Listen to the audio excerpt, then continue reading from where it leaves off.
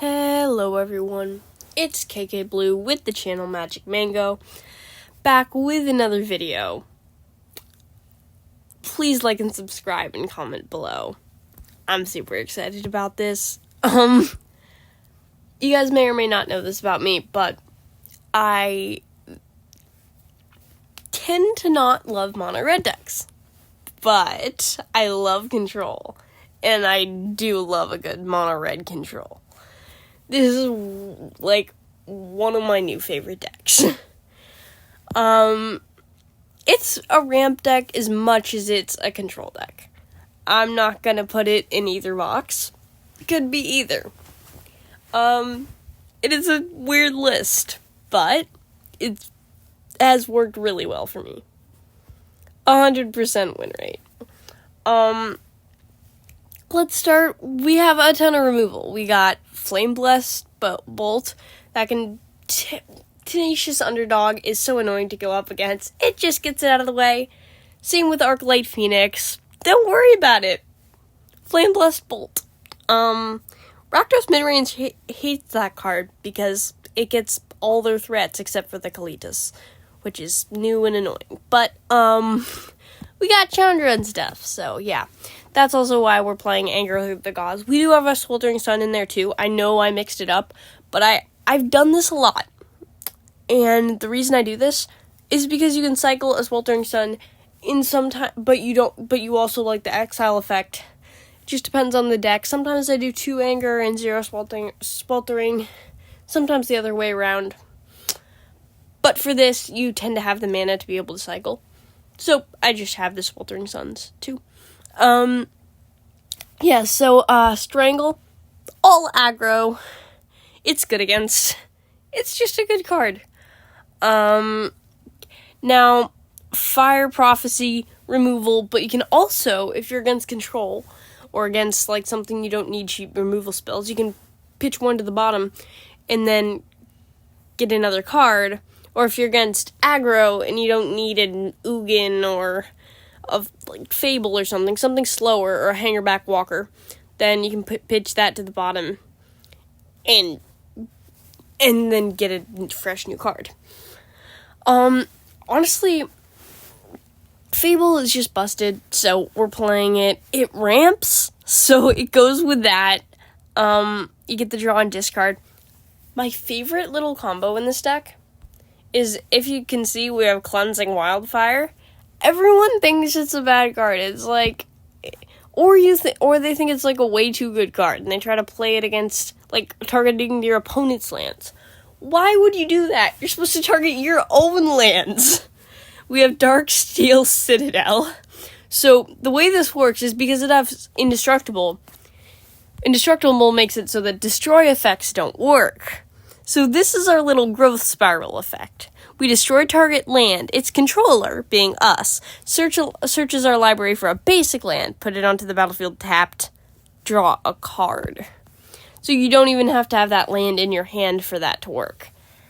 And it's just overpowered. I love this because our first game, like, you can copy it with each example, whatever. Recast it with Chandra. Our first game, we're against a Simic ramp deck, and we out-ramp them, and are to the point where we can ultimate our Ugin before they can get any big threat of theirs out.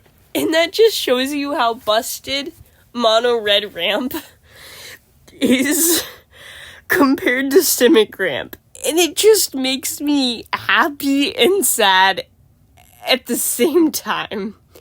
And I think it's hilarious. Our little rampy things is actually a lot. So, actually, I should take this out of this. It's a Ugin amount of mana, usually. Okay, so I'll sort of separate it into removal, ramp, and ramp 2. And just random cards we have in there. So, Fable is like is ramp, and it is, I think we got that covered. It can be ramp, and it can be removal. And it can be just extra damage, and it can be, oh, we have another Chandra, so let's also, tick it up. So, it's there for a variety of reasons. Sweltering Sun, Anger of the Gods, just board wipe. And then, so we got, like, a removal package here.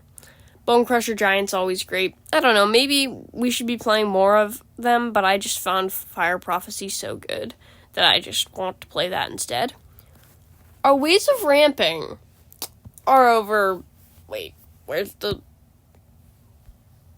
Here, we have a ways of ramping column. So, Teach by Example is super good here, because it can copy a big score, and it can copy a Cleansing Wildfire.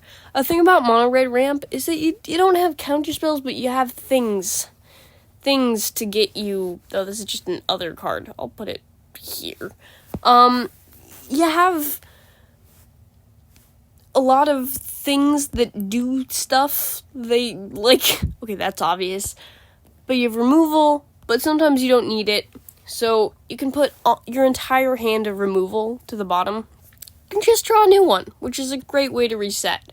Or if you have big stuff that you can't cast, and like slower things like big score and stuff, put it to the bottom, get a new hand. It's great. And big score lets you do that, but you need to get to it. Teach by Example, big score gets you to your Ugin, to your bloodthirsty adversaries for a ton of flashbacks. And yes, you can, you can flashback this, and that can be really nice. And you can also get rid of your lands and just draw a hand of other stuff. That's why it's there. It doubles as a land, part of the mana base. Hangerback Walker is... I just love this card. And you can, and it's, you get a thing, whatever, but then when it dies, you get 1/1s. So, it's just like, they don't want to kill it. And the thing is, it's so good, because it's so much value. It's like the Hydroid Crisis for, the Mono Red Ramp deck. Ugin. You know why it's there. It's devastating. Chandra, constant value. And also gets you to your Ugin. That's the deck list. Oh, right, we missed a little ramp too. Over here, and over here. Yeah, that just gets you value, or gets you to attack in for 1 billion. Great. And without further ado, let's jump into the gameplay.